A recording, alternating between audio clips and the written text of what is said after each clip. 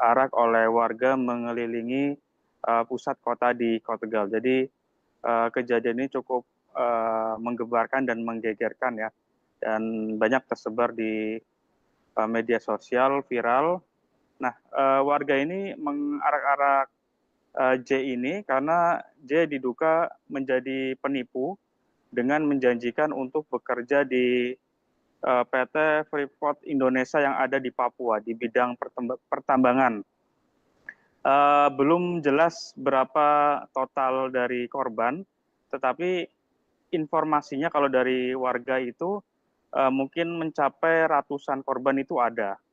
Dan ini cukup menggemparkan dan saat ini J ini sementara diamankan di kantor Polres Tegal Kota setelah diarak-arak. Jadi diarak-arak di mengelilingi jalan pusat kota, jadi Jalan Setiabudi, kemudian Jalan Pancasila, kemudian alun-alun, Ahmad Yani, dan berhenti di Polres Tegal Kota dan oleh warga diserahkan ke kepolisian.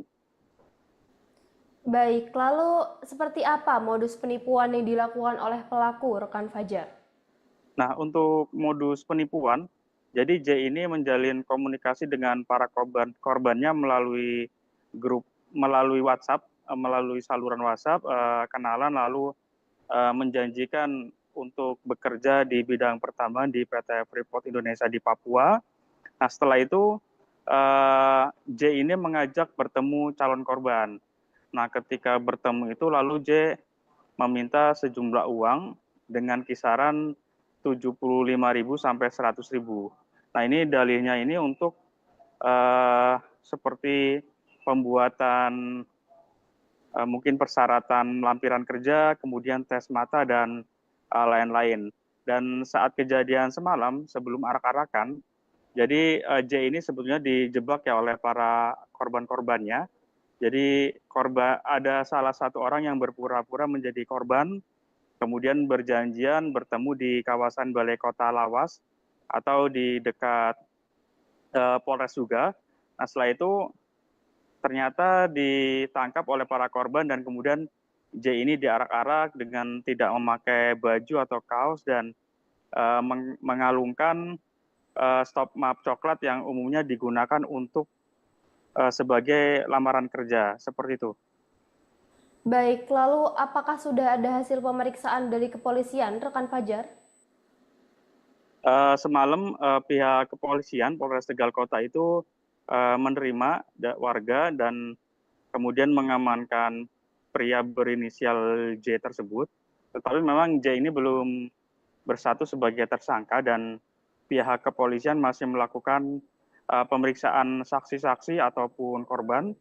Dan tadi kami sempat wawancara dengan Kasat Reskrim Polres Tegal Kota, AKP Eko Sutiabudi, ini mengatakan bahwa yang jelas J masih sudah diamankan di Polres Tegal Kota, kemudian pihaknya sudah melakukan pemeriksaan terhadap sebanyak 40 korban atau saksi.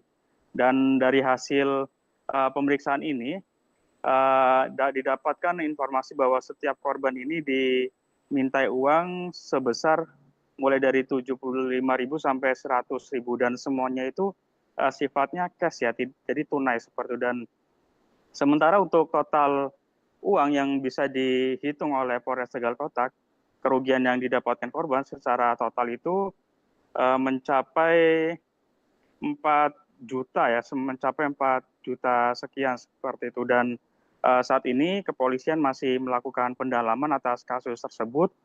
Apakah ada tersangka atau pelaku lain yang terlibat dalam penipuan ini dan ataupun mungkin ada kerugian-kerugian lain yang belum terungkap. Demikian, Sari.